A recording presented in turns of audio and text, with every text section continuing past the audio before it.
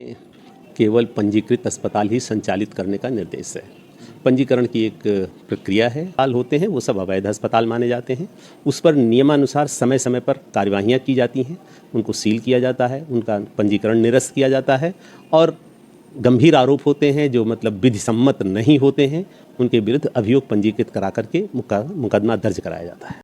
अभी हमसे खास बातचीत करने के लिए गोरखपुर के मुख्य चिकित्सा अधिकारी डॉक्टर आशुतोष सर थे, जिनका साफ तौर पर कहना है कि जहां भी हमें जिस प्रकार से सूचना मिलती है, अगर उनके द्वारा किसी भी तरह से मनमानी या अवैध काम किया जाता है, उस पर हम लोग कठोर से कठोर कार्रवाई करते हैं। आपको बता दें, लगातार साक्ष्य मीडिया की टीम लगातार गोरखपुर के तमाम ऐसे क्षेत्रों में जाती है और लगातार हम लोग एक प्रयास करते हैं कि जहाँ भी अगर अवैध अस्पताल या अल्ट्रासाउंड या पैथोलॉजी सेंटर अगर जिस भी तरीके से चलाते हैं, अगर मरीजों द्वारा हम तक सूचना मिलती है तो हम लोग लगातार उनकी खबरों को प्रमुखता से दिखाते हैं और सीएमओ साहब के पास आकर लगातार उनको हम लोग अवगत कराते हैं, जिसके बाद सीएमओ साहब लगातार हम लोग की बातों को संज्ञान लेते हुए उन पर कार्रवाई करते हैं। उत्तर प्रदेश में लगातार स्वास्थ्य विभाग को लेकर मुख्यमंत्री योगी आदित्यनाथ काफ़ी सक्रिय हो गए हैं। लगातार मुख्यमंत्री योगी आदित्यनाथ द्वारा लगातार ये आदेश स्वास्थ्य विभाग के अफसरों को, कर्मचारियों को दिया जा रहा है कि जहां भी कुछ कमियां अगर अस्पतालों पे पाई जा रही हैं, जिससे मरीजों के साथ उत्पीड़न हो रहा है या अत्याचार हो रहा है, उस पर तत्काल प्रभाव से कार्रवाई की जाए। इसी संदर्भ में हमारे साथ बातचीत करने के लिए गोरखपुर के सीएमओ डॉक्टर आशुतोष दुबे जी हमारे साथ हैं। सर, किस तरह से शासन के द्वारा आदेश? केवल पंजीकृत अस्पताल ही संचालित करने का निर्देश है। पंजीकरण की एक प्रक्रिया है। 50 बेड के नीचे के जो हॉस्पिटल होते हैं उनका पंजीकरण जो है हम लोग करते हैं। जनहित गारंटी पोर्टल पर वो लोग अप्लाई करते हैं। इसके पश्चात उनका मूल्यांकन किया जाता है, हमारी टीम जाती है, करती है इसके बाद, और फिर इसके बाद उनको प्रत्येक वर्ष उसका रिन्यूअल कराना पड़ता है।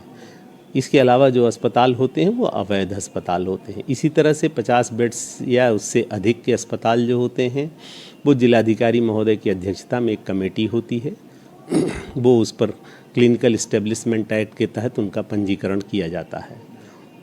तो इस प्रक्रिया के बाहर जो भी अस्पताल होते हैं वो सब अवैध अस्पताल माने जाते हैं।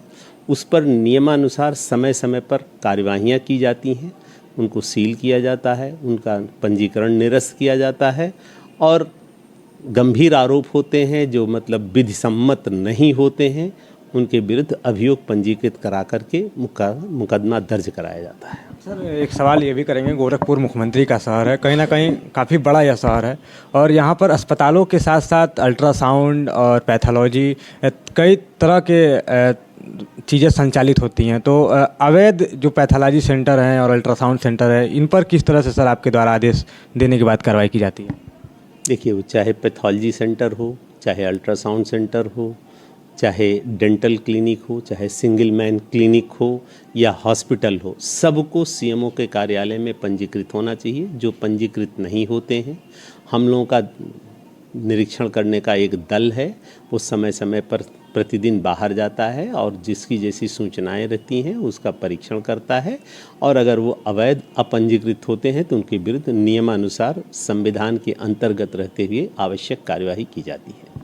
हमारे साथ गोरखपुर के मुख्य चिकित्सा अधिकारी डॉक्टर आशुतोष सर थे, जिनका साफ तौर पर कहना है कि गोरखपुर में जितने भी अगर अवैध अस्पताल की अगर सूचना हमको मिलती है तो हम लोग संवैधानिक तौर पर वहाँ के मौके पर जायज़ा लेते हुए उस पर कार्रवाई करते हैं और जैसे भी हम लोग के पास सूचना आती है उस पर हम लोग तत्काल प्रभाव से कार्रवाई करते हैं। तो आगे फिर मिलेंगे अगले वीडियो में अगले मुद्दे के साथ, तब तक के लिए जय हिंद।